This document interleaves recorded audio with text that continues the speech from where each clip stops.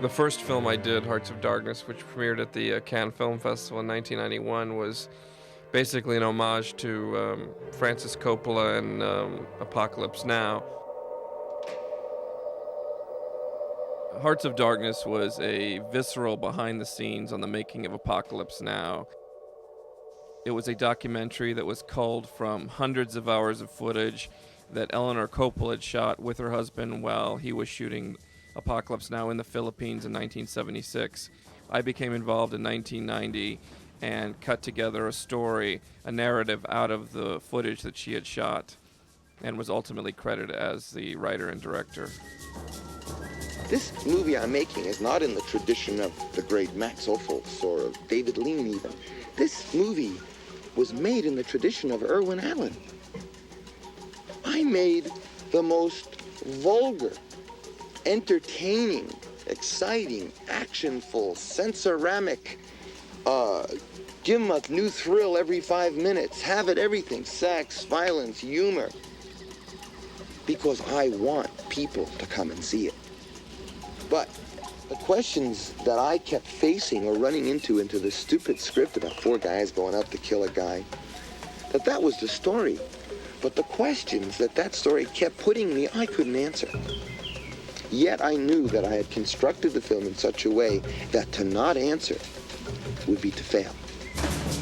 Hearts of Darkness did very well. I was fortunate enough to win an Emmy for Best Director in 1992, which opened a lot of doors for me in the documentary world. But where my heart was, what I really wanted to do was make features. The film Francis is making is a metaphor for a journey into self. He has made that journey and is still making it. It's scary to watch someone you love go into the center of himself and confront his fears. Fear of failure, fear of death, fear of going insane. You have to fail a little, die a little, go insane a little to come out the other side. The process is not over for Francis. My greatest fear is to make a really shitty, embarrassing, pompous film on an important subject, and I am doing it. I confront it. I acknowledge, I will tell you right straight from the most sincere depths of my heart, the film will not be good.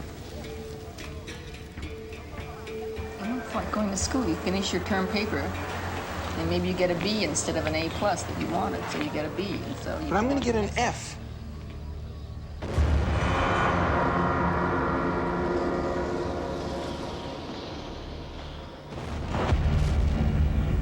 This film is a $20 million disaster. Why won't anyone believe me? I'm thinking of shooting myself.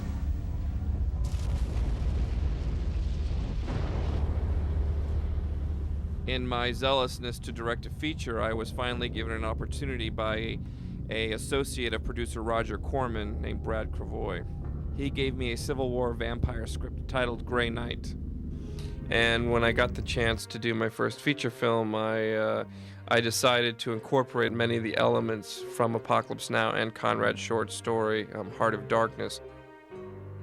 So once production started, pre-production, we started thinking about what kind of titles we'd come up with. And of course, my first feature film, I wanted to be well prepared, so we began storyboarding, reworking the script as I'd wanted to sort of reshape it and follow these images, these ideas that I had about Apocalypse Now and Heart of Darkness.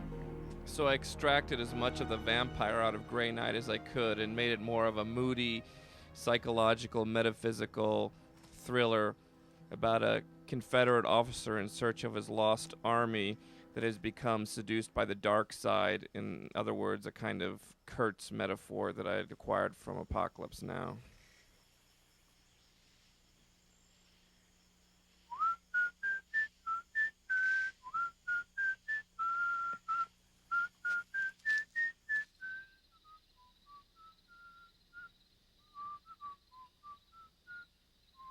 For a Roger Corman-esque low-budget thriller, I had assembled an interesting cast. Corbin Burnson from L.A. Law played the Confederate officer in search of his lost battalion. Martin Sheen played the general who gives him his orders. Matt LeBlanc played a soldier. David Arquette played another soldier. Adrian Pasdar and Roger Wilson. I had also cast a wonderful actress, Cinda Williams. Ray Wise from Twin Peaks, an actor I'd become friends with because I'd seen a picture I'd loved that he had written called One False Move, and that fellow was Billy Bob Thornton.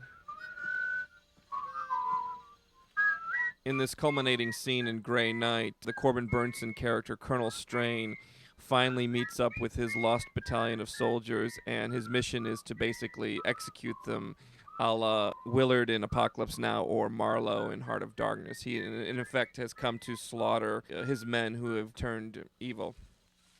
Evening, boys. Nice night for a walk. The war's over, Nehemiah. Oh, it's over. Come on home.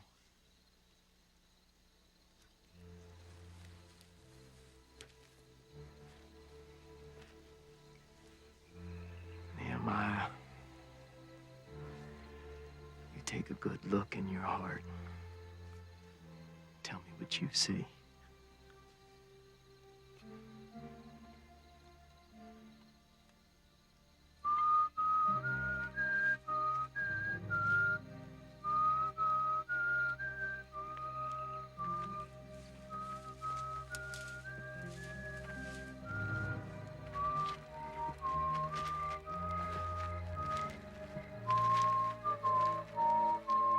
Colonel, you don't need no hole in the earth, no cave, no makers, no slave traders to find an excuse for evil.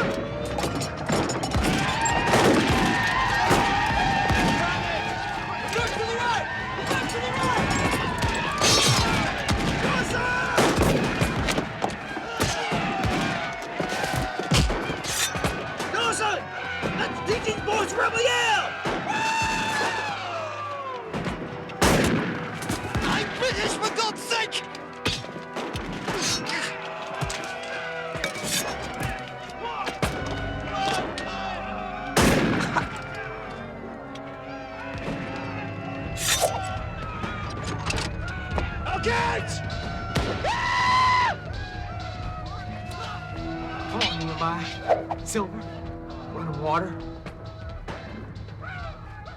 Are we so simply the devil?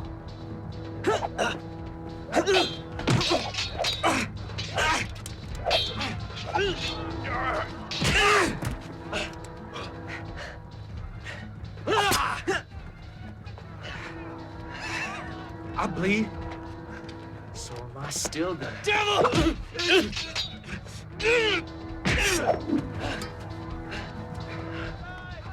Every man needs a devil.